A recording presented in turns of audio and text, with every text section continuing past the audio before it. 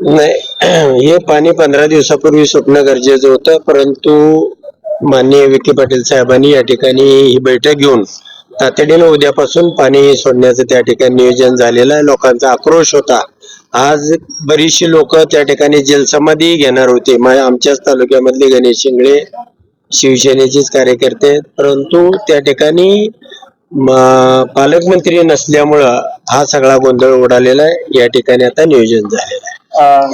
उजनीबाबत काय निर्णय ठरलेला आहे? गाळ काढण्यासंदर्भात पण चर्चा झाली आहे. उजनीमध्ये मी आता पालकमंत्री यांना विखे पाटील साहेबांना सूचना केलेली आहे. तुम्ही ताकदबाज मंत्री आहात.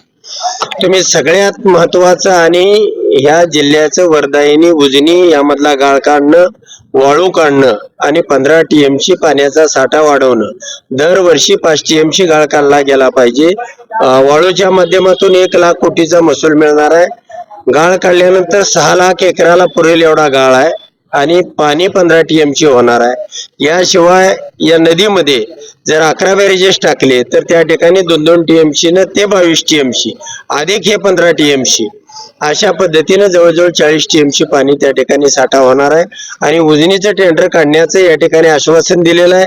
तात्काळ त्याच्यावरती कारवाई 1-2 महिन्यामध्ये होईल आणि या गाळ काढण्याच्या कामाला सुरुवात होईल अशी या ठिकाणी मला अपेक्षा म्हणताय की बॅरेजेस टाकून 11 ठिकाणी जर का बॅरेजेस टाकून पाणी अडवलं तर कायदेशीर आपल्याला ते अडवता येईल का? कारण लवादाचा पुन्हा प्रश्न निर्माण होऊ शकतो. आता त्या खोलामध्ये मला तेवढी माहिती नाही, पण गाळ काढणं तरी किमान आपल्या हातामध्ये आहे. कारण उजनीची जी कॅपॅसिटी होती ती पूर्णपणे संपत चाललेली आहे आणि गाळ काढणं ही महत्वाची गोष्ट आहे.